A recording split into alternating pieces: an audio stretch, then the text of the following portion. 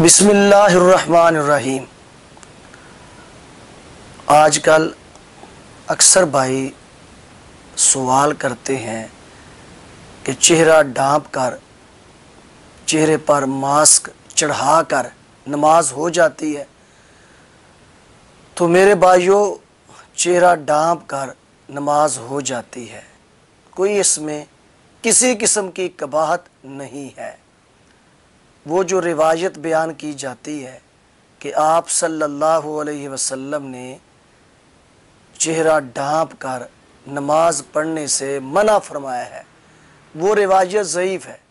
उसमें हसन बिन ज़कवान रावी मुदल्लस है और उसने समा की तसरीह नहीं की। अगर बिल फ़र्ज़ इस रिवायत को सही भी मान लिया जाए तो फिर भी मजबूरी की हालत में चेहरा ढाँप कर नमाज दुरुस्त है।